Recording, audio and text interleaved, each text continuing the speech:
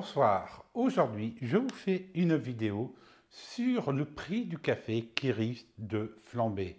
Souvenez-vous, il y a 2 semaines j'avais fait cette vidéo et avant tout le monde, même avant BFM TV, je vous disais que le gel dans le minage l'ice va faire flamber le café. Et j'avais raison. C'est peut-être pour ça aujourd'hui que je bois du thé au jasmin. Il est vrai que le thé a fortement augmenté ces 2 dernières années. J'ai vu les prix de certains thés passer de 8, 9 euros à 20 euros du kilo. Des grosses augmentations. Et le café, ça va arriver. Alors, je vais vous dire pourquoi.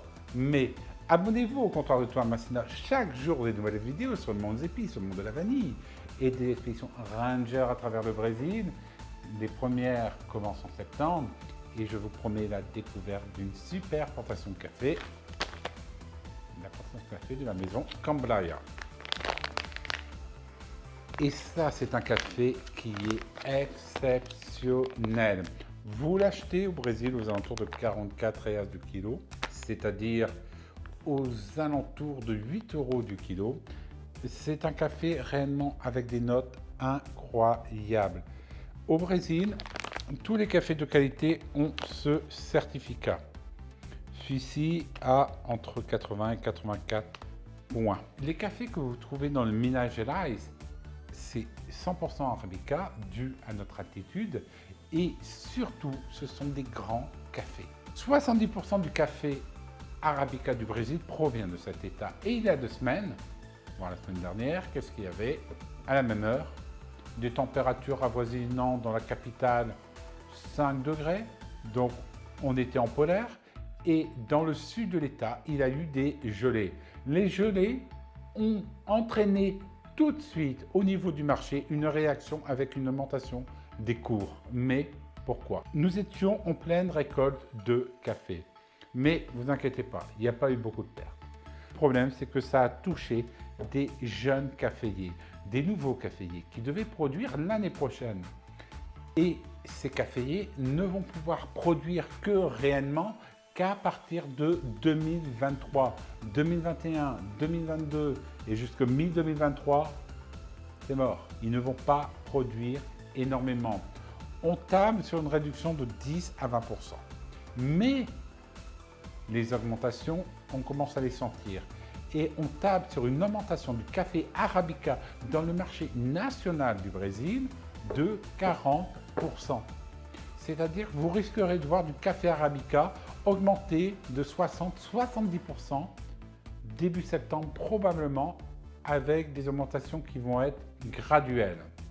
Mettez en relation le Covid, la pénurie de conteneurs, l'augmentation du fret maritime, ça fait un jackpot. Et le problème du café, c'est un produit que les gens ne peuvent pas se passer.